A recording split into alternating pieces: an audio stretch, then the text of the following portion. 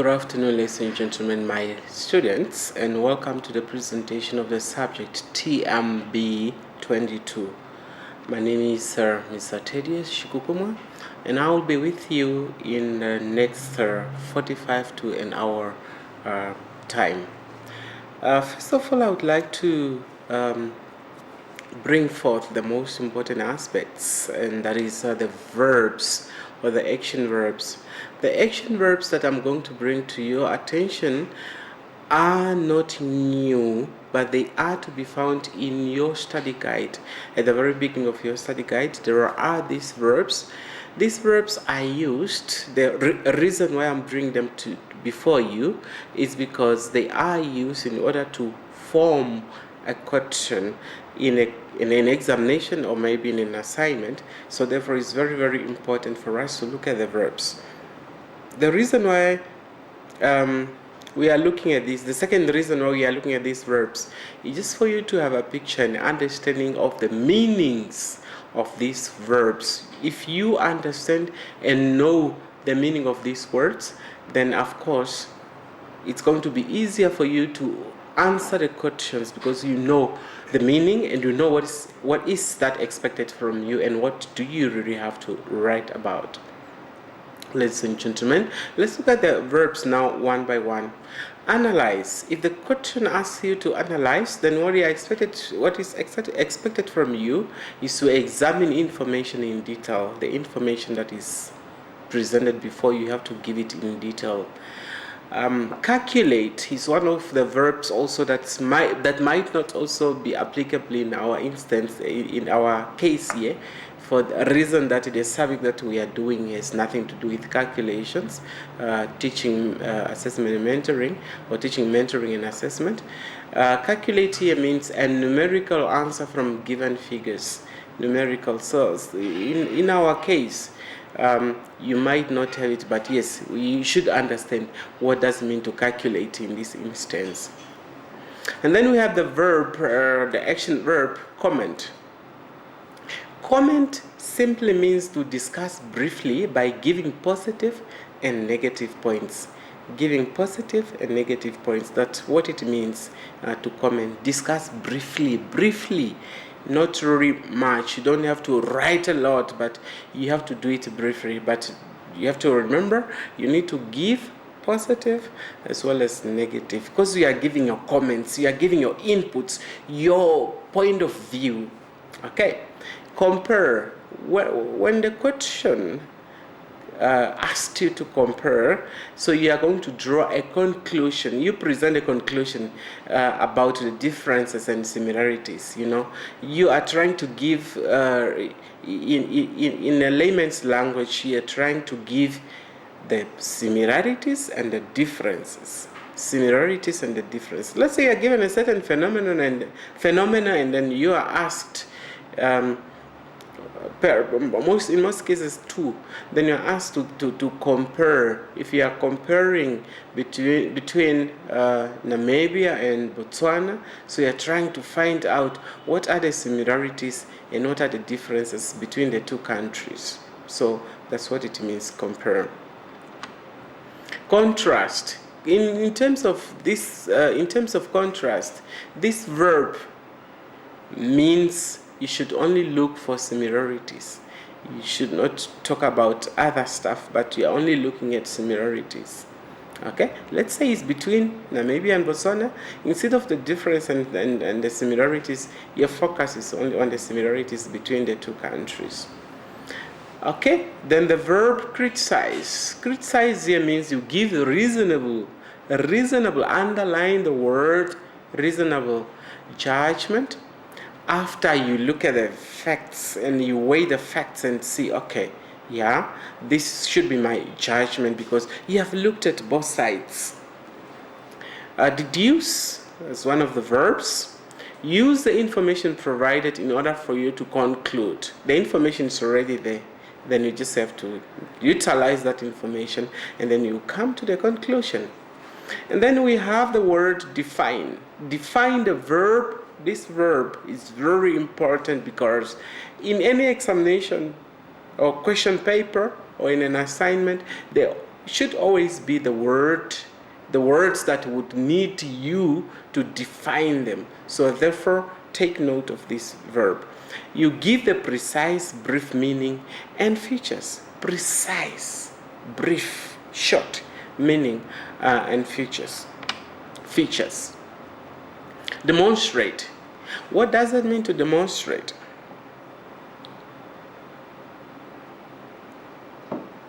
Demonstrate means show by examples. Show by giving examples, by providing examples.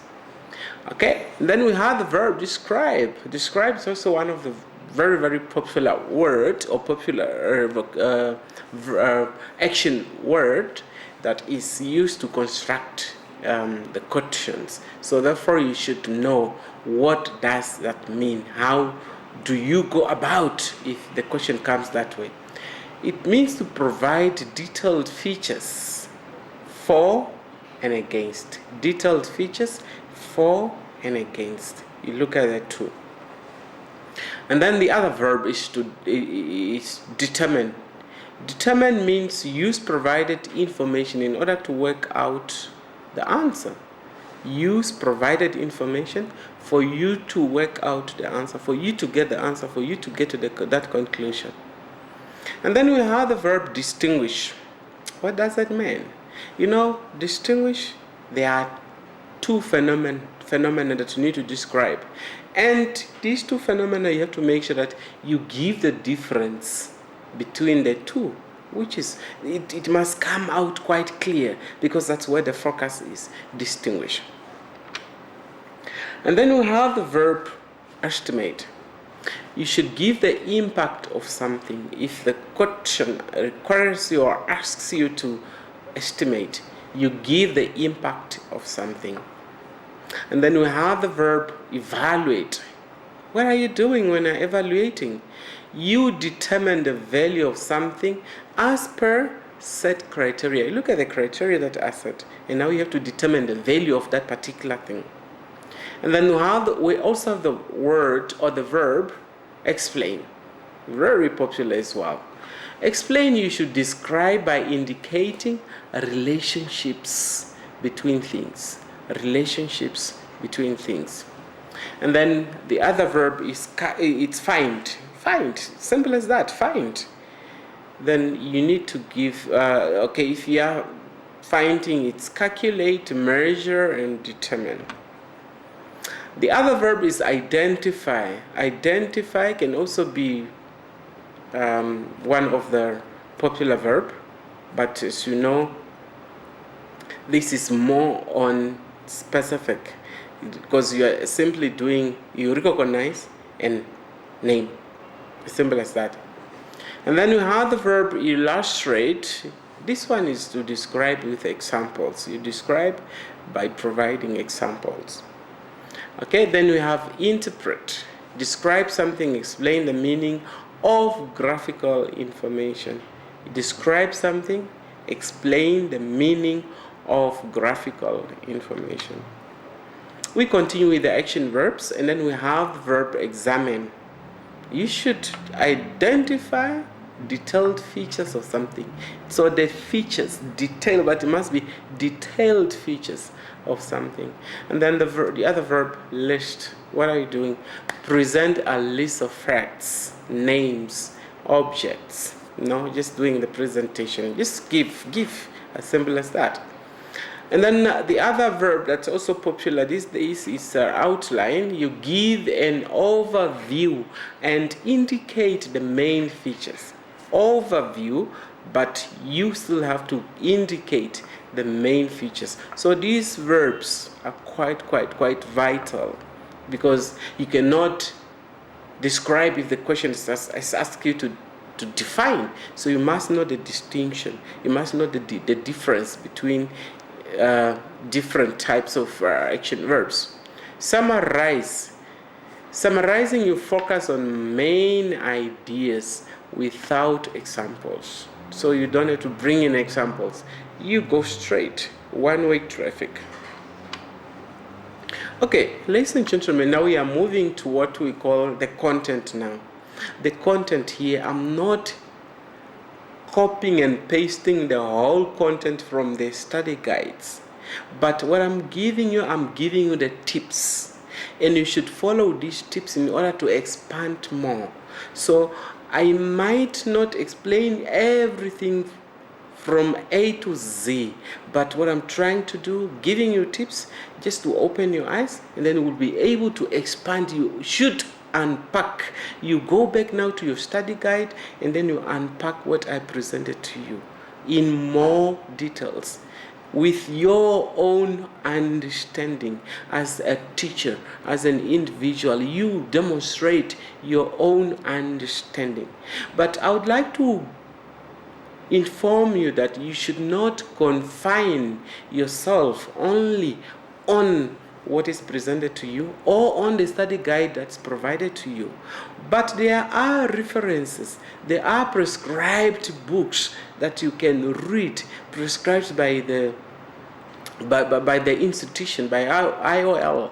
So you should go back to those books and then also read, just to expand your knowledge and be able to hit nicely in examination, because now the knowledge is wide. You have all the necessary information, so you'll be able to tackle the questions your way. But don't go astray and then you read something different from what is presented here or from what the module is dictating you to.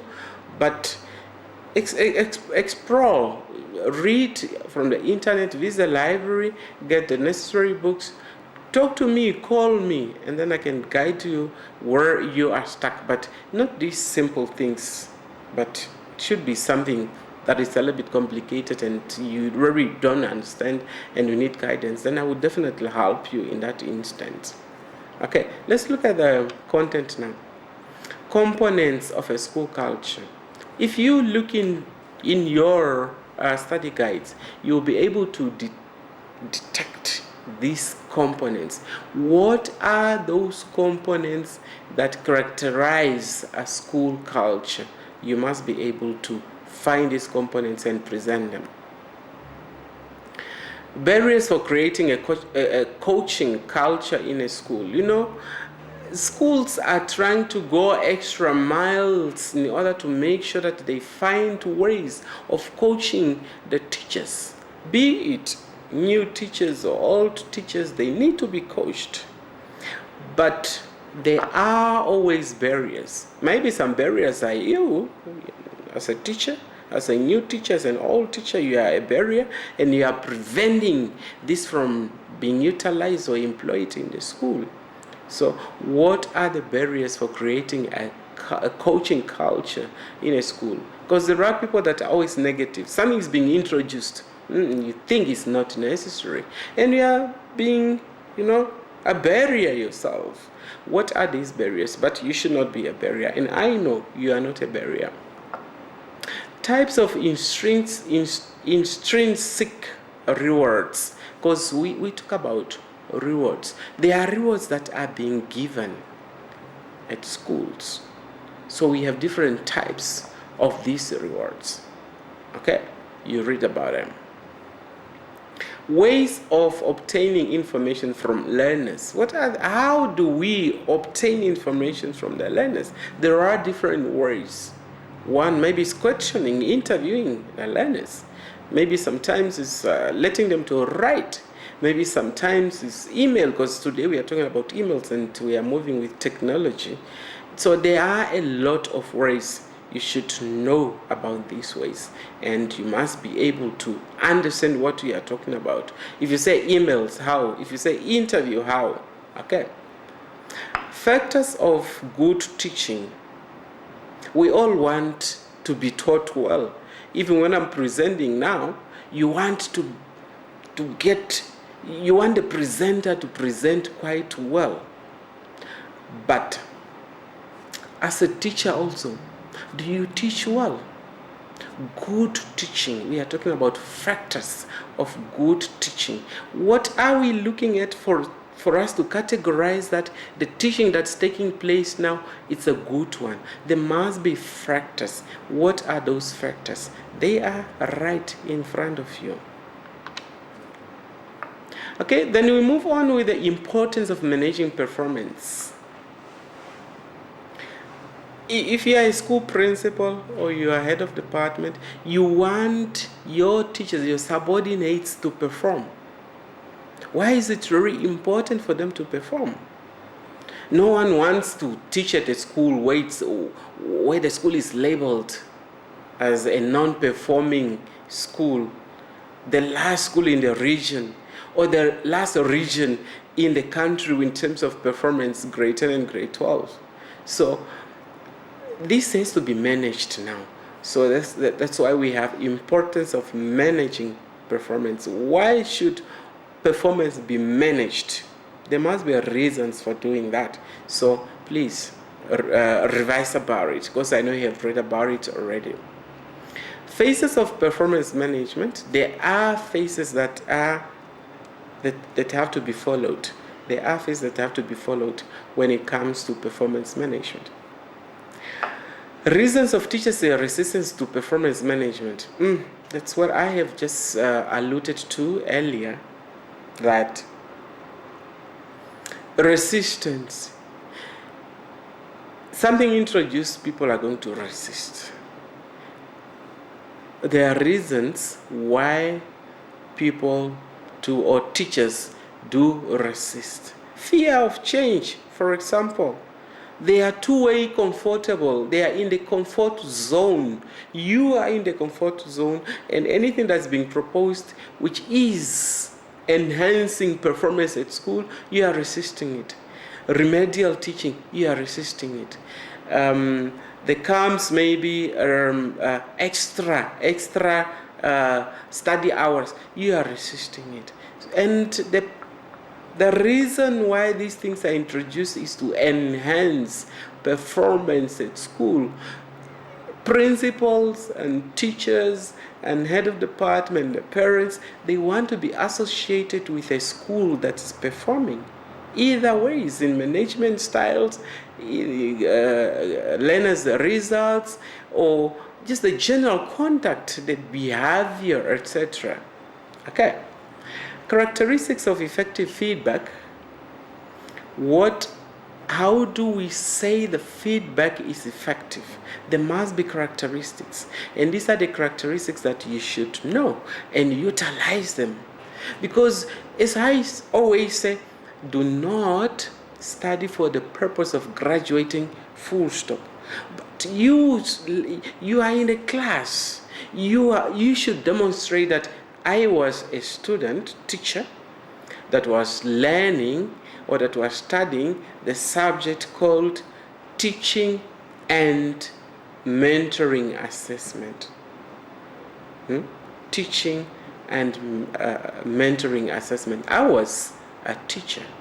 So I was a student teacher. When you graduate after writing this examination, you should utilize what you have learned. You put it in practice. Show that you are really a student. Okay? So here we are saying characteristics of effective feedback. When is it that feedback called? How do we categorize to say that feedback is effective? What are the characteristics that it should have? Okay.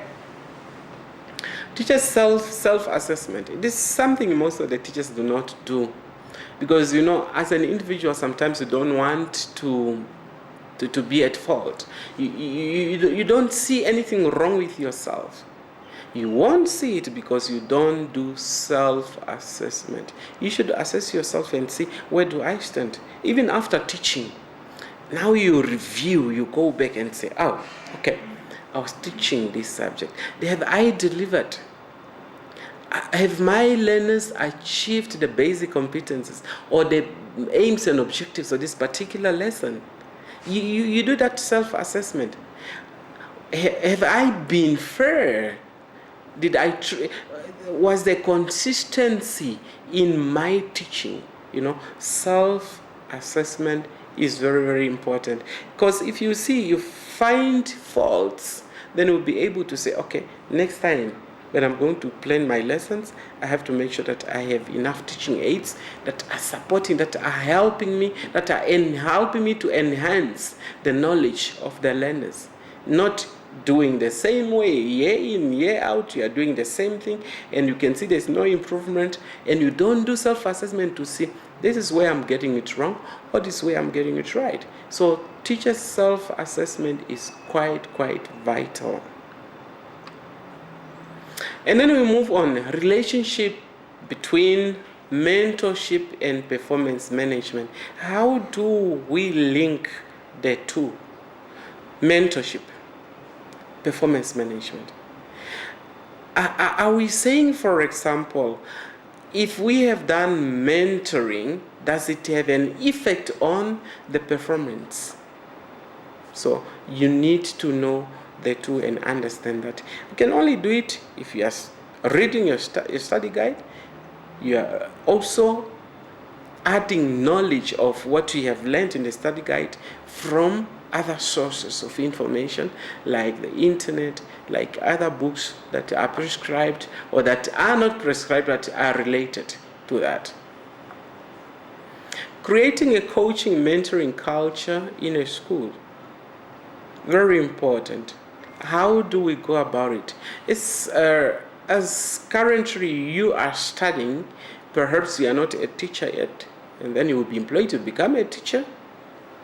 And then as the years go by, gaining experience that the ministry wants as part of requirements before you are promoted to the position of head of department. And then from the head of department, you want to be a principal, inspector, deputy director, PS, and so forth. Now, what we are talking about here is creating a coaching or mentoring culture in the school. You really want to get there and be able to do that in order to uplift your school. Now, what are the ways of coaching and mentoring culture in a school? And then we have the benefits of school audits.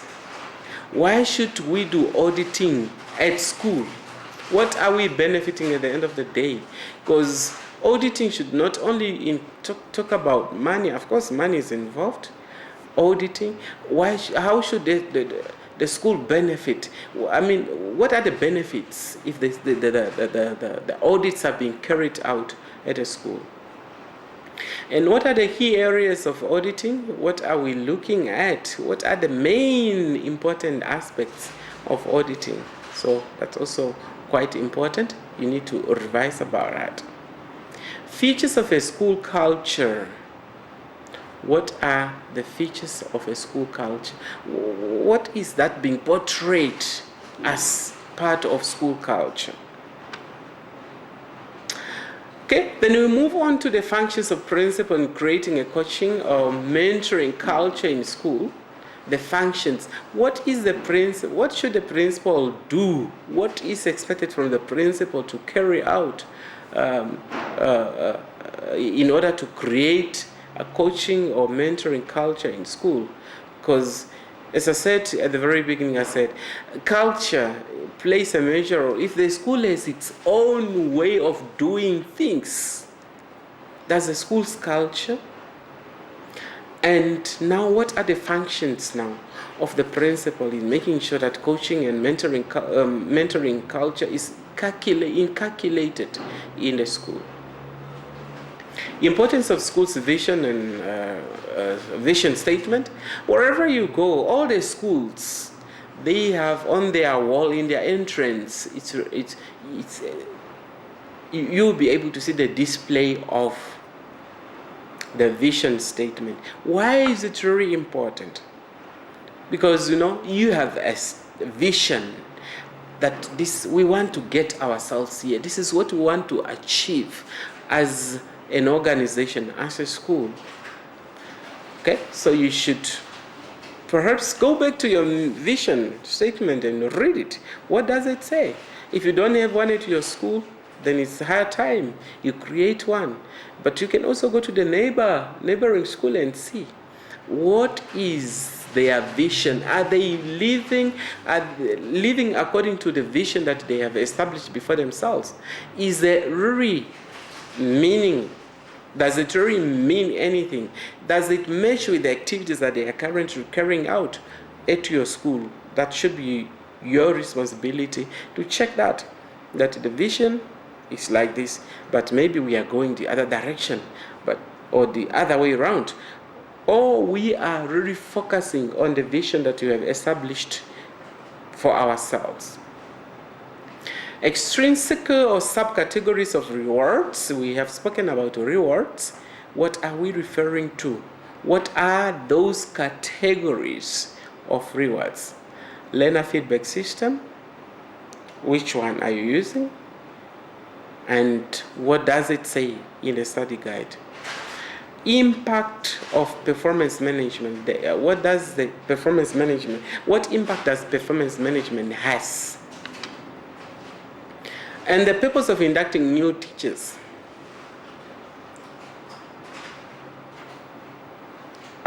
This is very important, but in most cases, we don't do induction for the new teachers. A teacher comes in at a school, it's not inducted. Yet we want the teacher to fit in our school culture, for example, and do what is expected from him or her. So I remember there are schools that do not take this. I have seen it with my own eyes, where induction is not being taken as serious. As an individual who came to a school and not inducted, you will have these feelings. Okay, I don't know what to do. Even though you were trained as a teacher and you are not inducted, it's really a challenge. So it's very, very important. So you must know what is the purpose of inducting new teachers. The purpose of performance management, does it really matter? Benefits of feedback. And what are the benefits of mentoring? If a certain work is done and there's no feedback given, does it really weigh? Can somebody really conclude that yes, this was done if there's no feedback that was given? Okay, the benefits of mentoring. What are you likely to get if you have teachers that are mentored and they know what is expected from them? They know they were shaped quite well, so the benefits are quite high. The benefits are like you are likely to there should be better performance in their subjects, in the way they do things, in the fitting in the school culture, etc. Benefits of mentoring culture in school. Yeah, it's connected to what I was just talking about. What are the benefits of mentoring culture in school? What is it likely to happen? Because if you bring somebody in and then you make the person understand what is the school culture, so you are likely to see the person fitting in, understanding what school culture is, and then doing things the right way, the way it's done in that particular organization or in that particular school or in that particular department, because this is how we do things here. This is, okay, let's say, for example, one of the school cultures items that I can think of is for example, if there's a birthday, maybe all the staff members are having birthday, their birthdays being remembered on an annual basis, and then have to buy each other presents, and then they buy a cake and they come together. That can be part of the school culture. So what is the benefit? You are expecting for the people to build or to have that good relationship because of the school culture that they found there. It's a certain teacher lost a family member as a result of death. Now these people have to go and escort this person and give them moral support throughout the period of mourning and the the funeral, because that's the culture of the school. If the person is mentored, if the person is coached, then it's likely to fit in and, have that culture, because that's what you found today, that's what you have been brought in, and benefit is good interpersonal relationship between the staff members. Internal structure of school that supports successful mentoring culture, because there should be structures, internal structures that are followed, that are having that foundation of now mentoring and helping people to fit in the school culture. Requirements of designing a successful mentoring program, because a mentoring should just not be something that you wake up that day and, okay, I'm going to do mentoring and I'm going to take teacher A and teacher B to fall in my jurisdiction of actions when it comes to mentoring. But it's something that should be designed, but there should be requirements of designing such mentoring program that has to be followed. Topics of training on mentoring, there should also be topics. Which one should be covered? List them. These are the topics that has to be looked at, because you cannot mentor a person in everything, but there should be ways, there should be topics that you are following when you are doing mentoring program at school. And then we talk about, I have spoken about the induction program. What are the goals of induction program? The goals of induction program. So very important. Yeah. Performance management. What is that? If you are talking about performance management, what are we referring to? What are the items involved in performance management?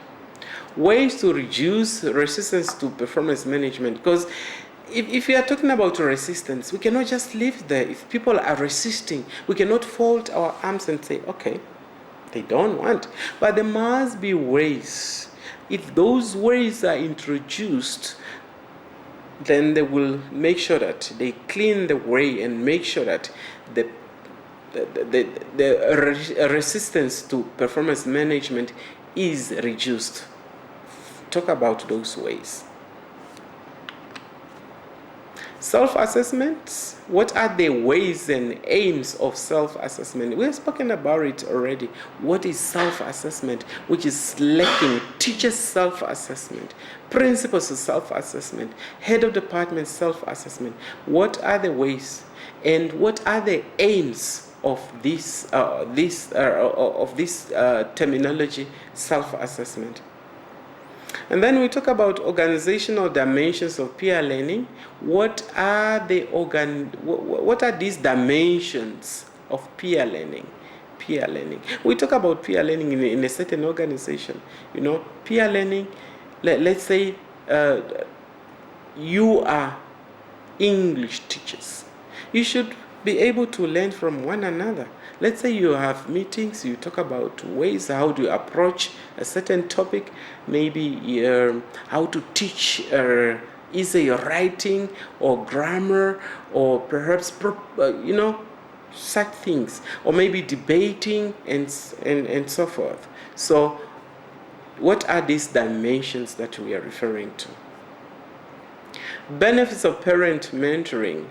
Mentoring should not only be imposed on teachers or head of departments, etc., but the parents also, they need to be mentored, because the parents are the people that have sent their kids to school, and a child is in between, and then you bring in the elements of the parent, you bring in the elements of the teachers, and these two people must be mentored for them to groom the child. They put a child in the middle and be able to pave ways and direct and coach and bring up this child in different atmospheres, home and the atmosphere at school, academic, and balancing the two. So the parents also need mentoring, because benefits is the mother or the father of the child, and if the parent is not involved, in bringing up the child academically and guidance, then something is not going to work quite well. So therefore, it's quite beneficiary for the parents to be mentored also. Guidelines for effective employee recognition. Employees, a token of appreciation, a tap on the shoulder will make a difference in the performance of this particular teacher. Some schools do have what we call award ceremony. Not only awarding the learners, but they should also be awarding of teachers. In this way, you are recognizing them, and then they will feel that what I'm doing is being seen, and the person will even work extra hard to make sure that they perform much better than the usual one. So you should know about these guidelines as a teacher. You should know about these guidelines to help you as an individual, to help you and the people that are under you, the subordinates, in making sure that they perform well. So these items, as a student of IOL, you must know them, not only for examination purposes, as I have said already, but for expanding your knowledge, because you want to grow professionally, not just be grounded there as an ordinary teacher until your retirement. Ladies and gentlemen, we finally come to the end of this presentation.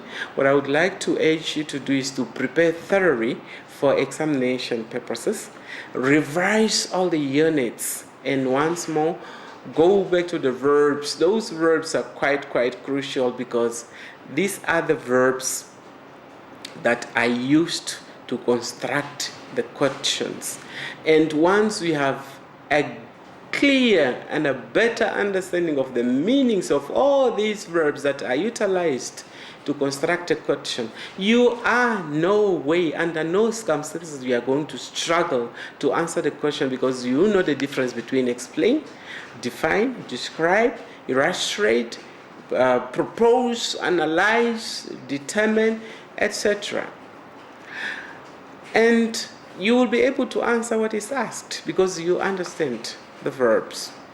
Utilize the experience that you have acquired so far in the teaching profession, and please do not leave any question unanswered. You should attend to all the questions. Ladies and gentlemen, I would like to wish you all the best. You might contact me if you have questions or comments. My mobile numbers are 08148 0977 or 0812531801. You can also drop me an email instead of sending me a text message. My email address is t_shikukumwa@yahoo.co.uk. Thank you very much for listening attentively. Please utilize the experience that you have in order to perform quite well in your career and grow professionally in teaching